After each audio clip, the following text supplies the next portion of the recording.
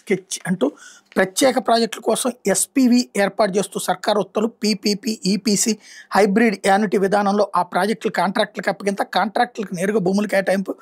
ఆ భూములు తనఖా పెట్టి అప్పులు తెచ్చుకునే వెసులుబాటు, పన్నులు, యూజర్ ఛార్జీల రూపంలో ప్రజల నుంచి వసూలు చేయనున్న కాంట్రాక్టర్, అప్పటికి ఆ ప్రాజెక్టులో నష్టం వస్తే వీజీఎఫ్ కింద నిధులు ఇవ్వనున్న సర్కార్, ప్రత్యేక ప్రాజెక్టులను సన్నిహితులకు కట్టబెట్టి నీకెంత నాకెంత అని పంచుకోవడానికి ముఖ్య నేత ఎత్తులు అన్నటువంటి వార్తను హైలైట్ చేశారు. అమరావతిలో ఇంతకుముందే గతంలోనే వచ్చినటువంటి ప్రచారంలో ఏది టోల్ గేట్లు పెడతారా ఏంటంటే అట్లాంటిది ఏమి లేదన్నారు. ఇప్పుడు ఇట్లాంటివి చేస్తే వాటి దించి డబ్బులు వసూలు చేయడానికి ఎత్తుగడలు వేస్తున్నారన్నది ఇక్కడ హైలైట్ చేస్తున్నారు. అయితే ప్రభుత్వ తీరుపై గురువుల ధర్నాగ్రహం, పోరుబాట పేరిట విజయవాడలో మహాధర్నా, 28,000 కోట్ల పెండింగ్ బకాయిలు చెల్లించాలని డిమాండ్, 12 పీఆర్సీ కూడా నియమించకపోవడం